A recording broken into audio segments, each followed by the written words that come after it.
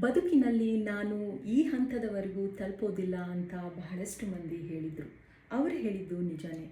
ಯಾಕೆ ಅಂದರೆ ನಾನು ಅವರು ನಿರ್ಧರಿಸಿದ ಮಿತಿಯನ್ನು ಮೀರಿ ಒಂದು ಹೆಜ್ಜೆ ಮುಂದೆ ಇದ್ದೀನಿ.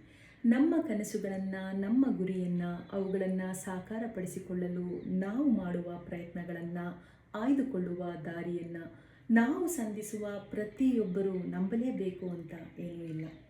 ಅವರ ಅನುಮಾನಗಳು, ಅವಮಾನಗಳು ನಮ್ಮನ್ನು ಕುಗ್ಗಿಸಬಹುದು ಅಥವಾ ನಮ್ಮ ದಾರಿಗೆ ಸ್ಪಷ್ಟತೆಯನ್ನು ಕೊಡಬಹುದು. ಅವರ ಸಂಶಯಗಳು ಅನ್ನೋ ಇಂಧನವನ್ನು ನಮ್ಮ ಬದುಕು ಅನ್ನೋ ಗಾಡಿಯಲ್ಲಿ ತುಂಬಿಸಿಕೊಂಡು ನಮ್ಮ ಪಾಡಿಗೆ ನಮ್ಮ ಪ್ರಯಾಣವನ್ನು ಪ್ರಾಮಾಣಿಕತೆಯಿಂದ ಮಾಡೋಣ. ಅನಿವಾರ್ಯ ಎನ್ನುವ ಸ್ಥಳಗಳಲ್ಲಿ ನಮ್ಮ ಬದುಕಿನ ಗಾಡಿಗೆ ಬ್ರೇಕ್ ಕೊಟ್ಟು ಮತ್ತೆ ಅದೇ ಕನಸುಗಳು ಅನ್ನೋ ಲೊಕೇಶನ್ನ ಆನ್ ಮಾಡಿಕೊಂಡು ನಮ್ಮ ಗುರಿಯತ್ತ ನಾವು ಸಾಗೋಣ. ಅವರು ನಿರ್ಧರಿಸಿದ ಮಿತಿಗಳು ನಮ್ಮ ಮಿತಿಗಳಲ್ಲ ಎಂಬುದನ್ನು ಸಾಬೀತುಪಡಿಸುತ್ತಾ ನಮ್ಮ ಈ ಪ್ರಯಾಣವನ್ನು ಆನಂದಿಸೋಣ.